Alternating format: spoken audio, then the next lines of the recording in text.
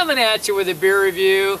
I'm here again today with Jim and Dave, and we've got a special beer that Jim bought. I was looking for this one this week. Truly, I tell you, I've been hunting it. I didn't find it. I'm gonna get it.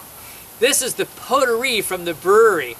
Jim, tell us, well, what you can about this one. There's not much more to say, I think, but 2016 anniversary beer. It says 100% ale aged in bourbon barrels, and as you all probably know, they use the Solera method. They hold back some of the beer each year in barrels, and then they blend it with the new batch each year, and then they'll hold back some of that for the next year's batch. This is 16 point something percent, as I recall. 16.8%, so it's a little beer. Woohoo! Yeah, just a wee heavy. Like A wee heavy. It's something I look forward to every year, and we're getting a fresh one. With the breeze, Dave's saying we're already getting the nose, and that's absolutely true. We're doing a light pour. We're going to come back and pour more because we're going to spend some time enjoying this with this big ABV. But it had a nice little head actually, and it looks pretty carbonated. So, what do you think on color? Not really mahogany. It's like Just nice brown color to me. Hints of maybe reddish, but mostly brown. Mostly brown. Barley wine brown. Let's go for the nose right away. I'm not a poker player. Man, it's big and it's boozy with dark fruits and caramel and toffee. I'm getting like dark fruits that have been just soaked in bourbon. Yep. Rum raisins. Rum raisins. Yeah. I like that description. Oh, that's nice. That is really nice. Yeah. Good job, Jim. I'm sure after a while it warms up and breathes and everything, it's going to change a little bit. It'll but keep opening up. But Guaranteed, yeah, you definitely get the caramel, you get some brown sugars going on there, you get the dark fruits, you get the rum raisin. I like that description. I think there's a little bit of other dark fruits going on for sure. We'll see when we get into the taste. But it just smells so rich and sweet. Candied beer. All right, I say let's dive in. What do you say, guys? Cheers. Cheers, yes. Cheers. Slanja.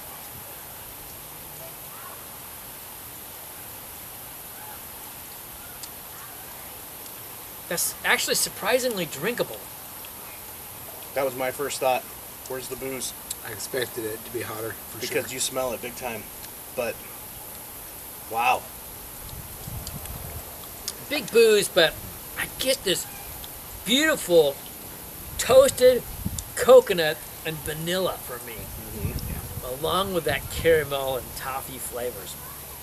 Oh my gosh, and I'm getting a little bit of leather coming on too.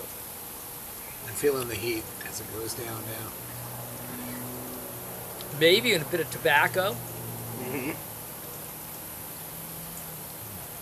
I just got hit with some plum and prune type flavors.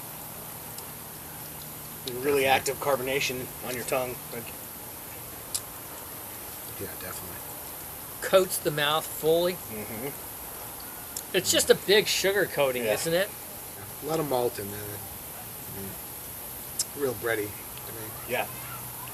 And I mean, it's just, if you look at the glass, you just have legs going down the sides of the glass. I mean, just a lot of booze in this. I'm a little surprised how thin the body is. I'm not saying it's too thin, but I expected it to be just a little bit thicker. I think this is pretty consistent though with the body that you get in most of the anniversary beers. I find the right about here is that high end of medium, low end of full kind of a thing. The sweetness is big. The coconut for me is just, it's a bigger coconut than a lot of the years. And it makes me think of a Firestone Walker type of coconut. There's so much coconut. It makes me think a bit of like Parabola in a way with how much coconut's on the beer.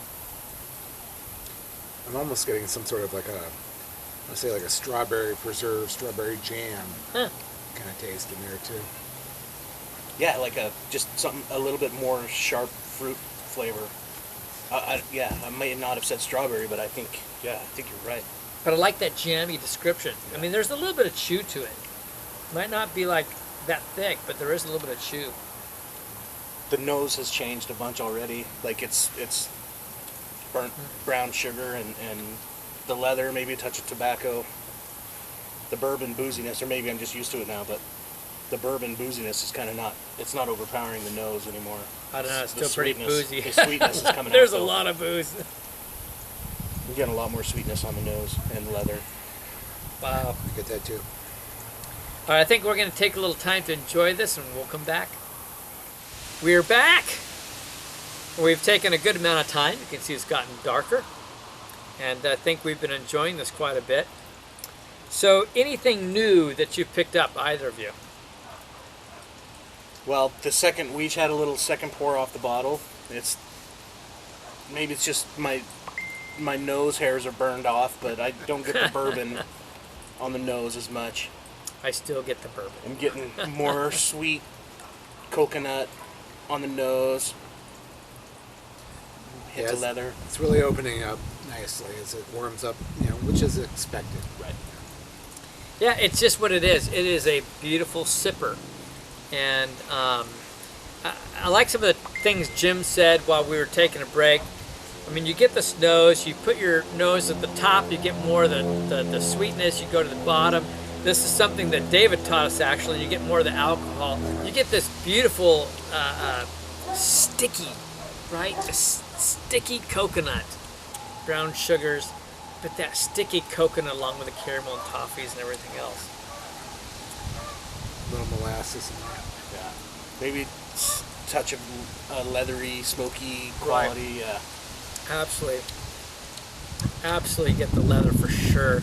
Maybe just a hint of the tobacco. Tobacco, not smoke. Yeah. That's what I meant. Yeah. And it's just a beautiful beer. So what we're going to do is we're going to start off rating it. We're going to rate it first as an old ale. I always hate doing this. Jim and I, well, all three of us are big Hair of the Dog fans. We know what good old ales are. What do you think in terms of an old ale, Jim? I mean, it's got to be up there in my mind. So I got to give it like a 97. I don't have to hesitate. I already had 97 in my head. It's a world-class beer. You guys are big raters, but I'm going to give it a 95. Overall, though, I mean, this is any style, any beer, whatever. What do you got for me, Jim? I got to go like a 98. The only thing, like if I really had to nitpick, the only thing that I would want different from this beer is just a thicker body. And I could easily give it a 100, but I mean, like I said, that's nitpicking, but easily I'm giving it a 98 overall. I'm staying right at 97. I could have gone up for reasons, and I could have gone down for reasons. I do think it needs time. I agree with time for the alcohol to mellow, I think, and so forth. But what does it for me on this one is just the huge coconut and the leather. Big on those two. I love those qualities. And I love the coconut too, for sure. I'm going to creep up just a little bit, go up to a 96. So we got some geese saying thumbs up behind us. Yeah. But I'm going to tell you what, this is a beauty. I would say, well, you know, what, 29, 30 bucks a pop. Yeah. But you know what? If this is in your price range, grab a bottle. Grab multiple bottles. And for that ABV, it is, I mean, Yes. it lets you know it's serious beer, but it's so drinkable for that ABV. It's Yeah, at this ABV, this is a party in a single bottle for several people.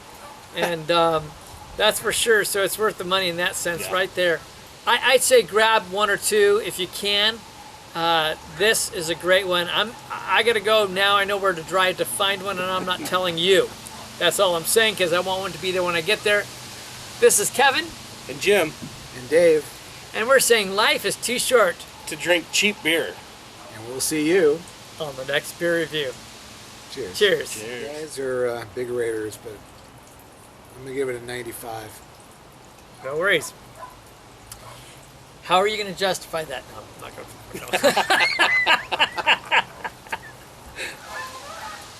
We got a photo. It's a flock of wham-whams.